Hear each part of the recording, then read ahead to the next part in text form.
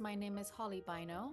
I come from a very small archipelago in the southern Caribbean, and I was diagnosed with endometriosis in 2017.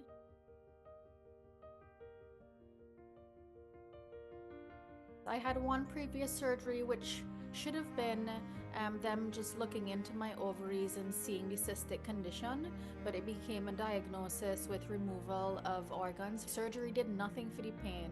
I was still having irregular bleeding, bloating, like debilitating pain. Like my bones started to feel brittle. I had hair loss. I lost a lot of weight. My appetite. It's induced menopause as well, so my system just shut down.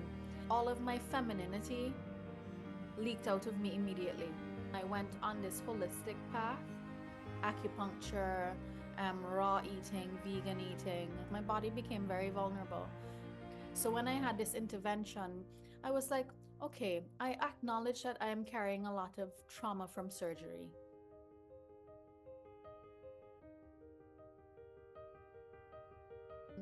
So I was looking for alternatives, but then I had a dream. And my great grandmother came to me. She gave me a plant, and she told me how to use this plant. And she told me that I would go to a very strange place to get healing. And this is when the information really started to come in about Romania for me. Then the MRI came back and it was red. And Dr. Mitroy gave me time in January to have a one-on-one conversation. And even though it was hard to hear him give me a proper understanding of what the MRI presented, in that I did have deep infiltrating endometriosis, it was also super confirming. I was no longer living in a type of delusion. It was short, to the point. I had questions, he had answers, and he had a way through. He told me that the window for me to do surgery was like open, and I started working on everything immediately. The team really gave me a very clear understanding of how I needed to prepare. I took medical leave from my PhD program, and I came to Romania for 11 weeks, which is outside of the ordinary for most patients. I felt very confident in Dr. Mitroy's ability. My body was like, okay, very, very ready to not have this anymore. That I opted to do the robotic surgery simply because of the conversations with Mitroy around the intricacies of my symptoms. I went in through the process. It took a lot longer than previously thought. I think I had a very complicated surgery. I could only look at like 10 seconds of the recording. I'm happy that the record exists to help other people. And I'm happy that I have the ability to share this story. I was very happy to see that beam of light come through. But when I woke up, I was in the ICU for like overnight. My surgery, I think, took between 7.5 and 8 hours. I think I was gone from my family for about 12 hours. But during the process, you all kept in touch with them. And I was very happy to have had like constant communication for their sake. Because when I woke up and I saw the group and the messages, I was like, oh my God. So I sent a very funny photograph, like telling them I'm here and I'm still here. I stayed in Romania for like nine weeks, and I got excellent care. I got excellent physical therapy care. Everything that I needed to get, I got there.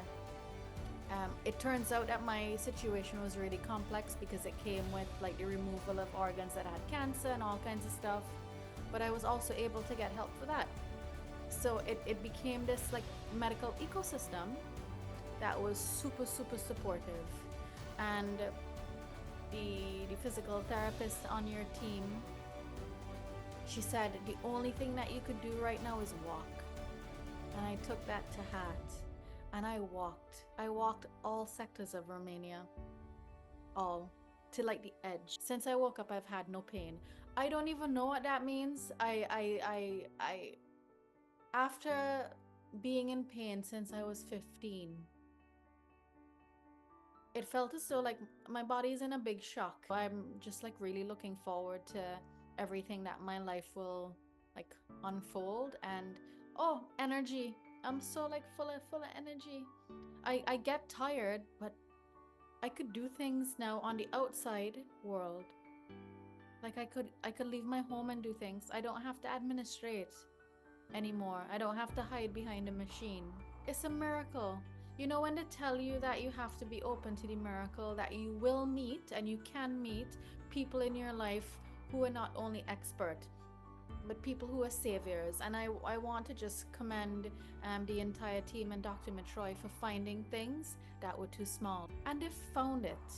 The entire process and the entire care that I got as well led me to realize that I should not have a crisis of faith in this life, because I will always be led to the people who can best serve me.